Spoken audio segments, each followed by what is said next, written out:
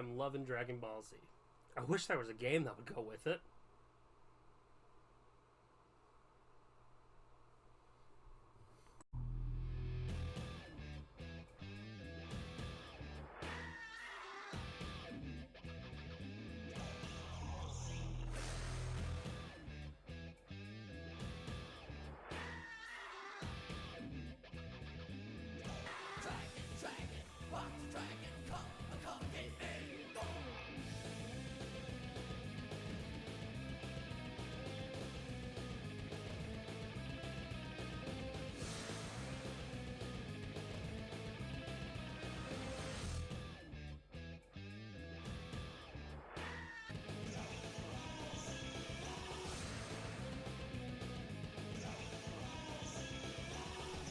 Oh my god, I am so there. Let's do this!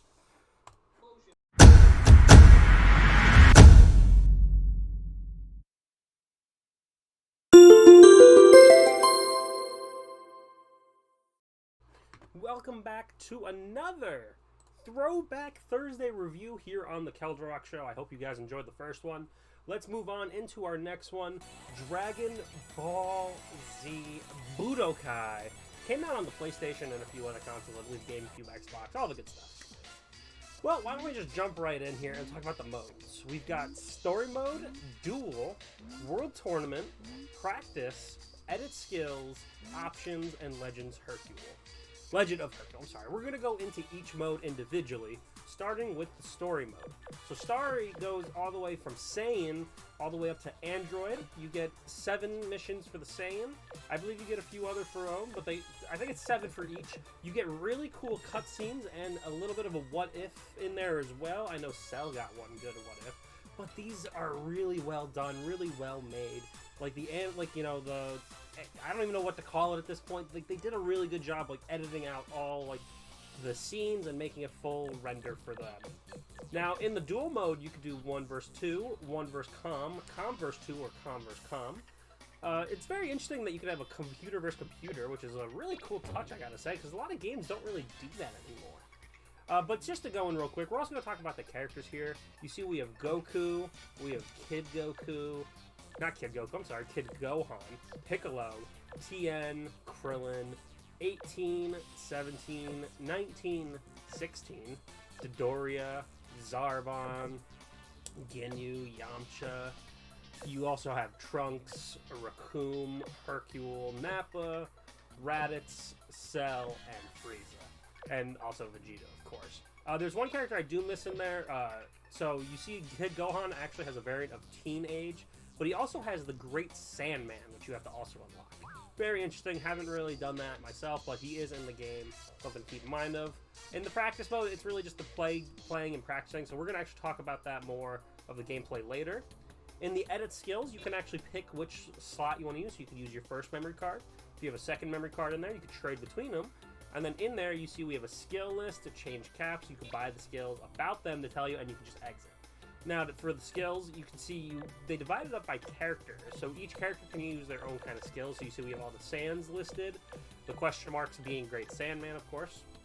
Then we have human characters, Krillin, Tien, Yamcha, and I forgot who else now at this point. And the alien characters, and all the androids. So they divide them up so you can see. You collect your Dragon Balls as well.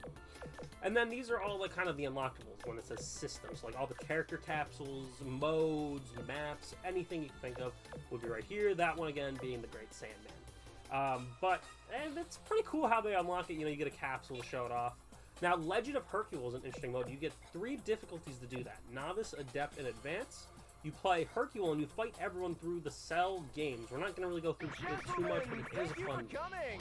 But the last one we want to talk about is the World Tournament mode. They have 3 rounds. They have 3 modes: Novice, Adept, and Advanced. You see we're in the Advanced mode, so that's 5 fights you got to do for Advanced. In Adept, it's 4, and in Novice, it's 3. Now you see they have their own special intro for the World Tournament, fights. You know, they have this little comp, because in the normal game, you can spin your analog sticks to summon Cybermen into the screen. Now you see here, now let's get into the real bread and butter of the game. Since we kind of went over all the mode and the side stuff, let's talk about the gameplay. 4 buttons. Square is punch, triangle is kick, circle is energy, and X is guard. You can see that too when you do the skill set.